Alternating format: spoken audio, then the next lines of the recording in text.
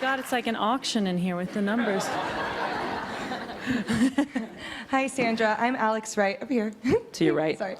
From the University of Southern California, and congratulations. Thank you. As a fellow Southern woman and big Ole Miss fan, I just wanted to say that you're making Delta women and strong mothers everywhere very, very proud in your performance. I'm glad I could represent.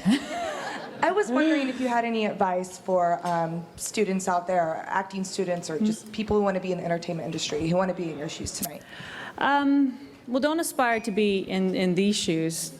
You know, walk in your own. I mean, everyone's really good at telling everyone else how to live their life or how to be or how to do it. Just don't listen. My mother beat it into our heads to be original, and I didn't understand that until later on. And just everyone's unique, and that's what makes people exciting to watch, I think. So just savor what you are and not what everyone else wants you to be. 1 or 2, and then we'll go to 73. Right on here. your right, Sandra. I'm so... Back here. To your right. My right, right? You're right, right Correct. here. Here. Got it, okay. So last time I asked you a question at the SAG Awards, suggesting you were the favorite for the Oscars, you shushed me Yeah, I'm going to shush you again. Oh.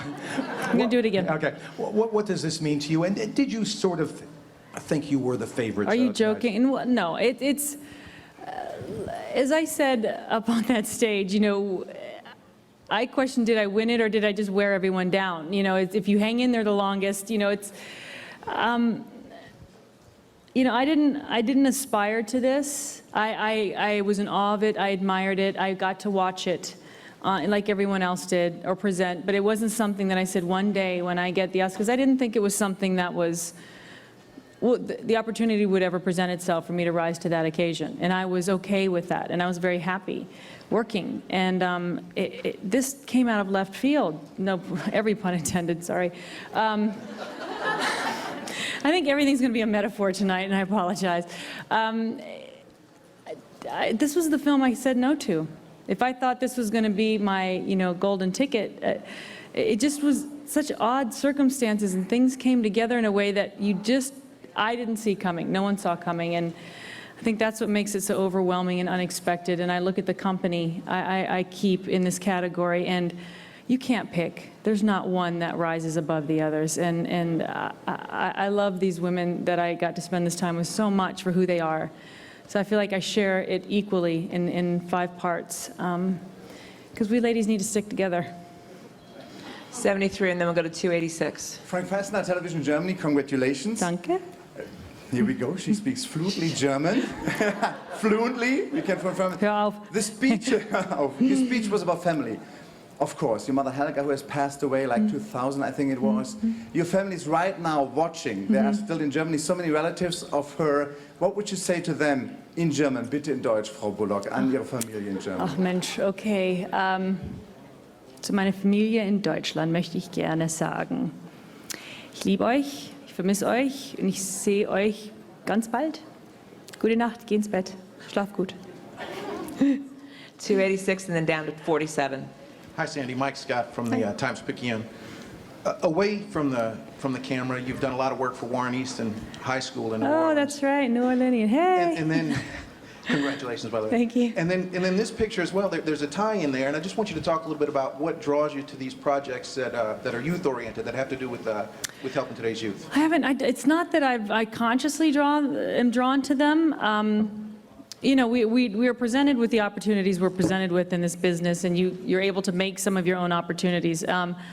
It's not conscious, but I think it makes a great inspirational story when you can see it work, when you see what someone can rise to the occasion and do.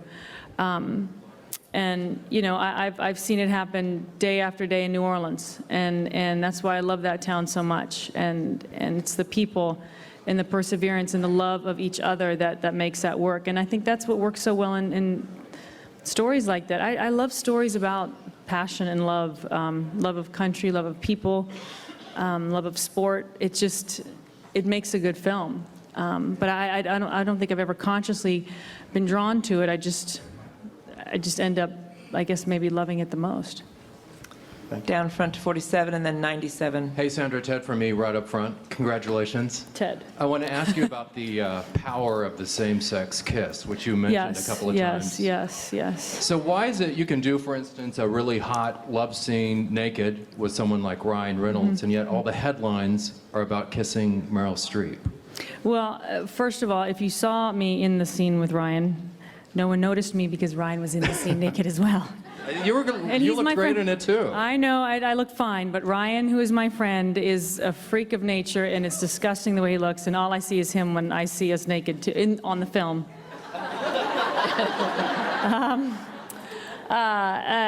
But I think because no one expects Meryl to, roll with the flow like that. I think no one realizes how much fun Meryl Streep is. I mean, I'm not going to tell you half of what she'd do, but or what she's done, but she just is. Everything that Stanley Tucci said is right, and then some. And I don't think anyone expects her to do it. And I think that's why it made the headlines, because she's an awesome broad, and I think she's an extraordinary actor, but she's also a really free, fun human being. So I think it's because it was Meryl. I kissed Meryl. We're No going one's to ever taken the bull by the horns like that before, but I did. 97, and then back to 227. Sandra over here on your right. Congratulations. Thank you. I just would love to hear the story about Clooney throwing you in a pool. Yeah. What's that about? See, I could have taken that moment and gotten him back. There was also a Tom Cruise involved in that as well. And I told them one day, in a very public forum, I would get them back. But George looked so tired tonight that I saw his little eyes and I went, I can't do this to him tonight. Yeah, it was, you might want to ask George about that. See how much information he'll give, because it was funny to everyone else but me. It was actually really funny, but not at the time. It's George Clooney. It's what George does well. Back to 227, and then up to 33. Sandra, Tim Masters, Oh my BBC. God, Tim, I'm where are you? Here at the back. There you Hello. go. Okay. Sandra, firstly, thank you for the free All About Steve DVD last You are night. more than what, I want you to watch it. No interruptions, I want you to watch it. I'd already seen the film, I have to be honest. You have both an Oscar and a Razzie in one weekend. How much are you enjoying the irony of that situation, and what are you going to do with both awards? They're going to sit side by side, as they should. They're both, we're in the entertainment business. That's what we're supposed to do. You take the good with the not so good, but I had the best time at the Razzie last night. It is what it is, and you know what? It probably means more that both of them happened at the same time, because it's the great equalizer. Nothing ever lets me get too full of myself. It quickly chops me off at the knees, and I like it that way, because it keeps things stable. And they'll sit side by side in a nice little shelf somewhere. The Razzie maybe on a different shelf lower. Yes. Thank you. 33. Where's 33? I saw He handed 33. his mic over to me because he It's like one of those answered his kids game where you pick I know, up, you now see that- the apple. Do you remember where else you saw Okay, the we're apple? gonna do 244. And Hi, congratulations. Thank you. This might be a bit of a personal question, but you and your husband whispered something in your ear after your name was called, and You what did he expect me say? to tell you that. I know, bless your heart for trying. I mean, you got to ask. Well, the follow-up is, what's it like to be able to make a tough guy like that cry on national television? He was tearing up right in front of Did you cry? the world. He doesn't cry. He doesn't Oh, he cry. cried. We No, all he saw doesn't. it. He's right there. Don't piss him off. He had something in his eye. It's very dusty from the dancers. They kicked up a lot of. I'd never divulge what Jesse said unless he divulged it first. So that's just between me and the man. we're gonna go to 275, and then wrap it up with 259 in the back. This is like an auction. This is incredible. I feel like a baby grand. Hi, Lindsay from Us Weekly. Congratulations. Thank you. I want to know how you're celebrating tonight. What's the first thing you'll do? Food. I just want a burger, and I just want some food. I want to sit down, take the shoes off. We've got some friends that are all meeting. I just want to eat. I want to eat and not sweat it and not worry the dress will bust open. I just want to relax and just eat. I'm sorry, that's all I can give you. Thank you. And I'd like a nap. I'd like a nap too. And final question, the back 275. Or 259? Oh, okay. 259. 259. Hi, Sandra. Dennis Pastoriza with Terra.com. Hi. Now that you've won the Oscar, will you think twice about doing a more commercial, fun film versus a serious, critically acclaimed film? I want to do everything. I've always been one of those people that I don't like when people tell me I can't do something. Just because, you know, I did commercial films doesn't mean I couldn't do wonderful small art house films. Just because I won an Oscar, I don't want to ever stop doing something that makes people laugh. I love making people laugh.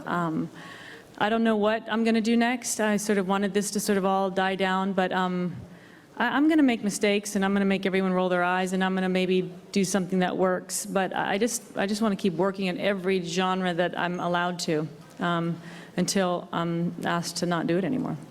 Thank you. Thank you. Thank you. Congratulations. Thank you so much. Thank you. Thank you.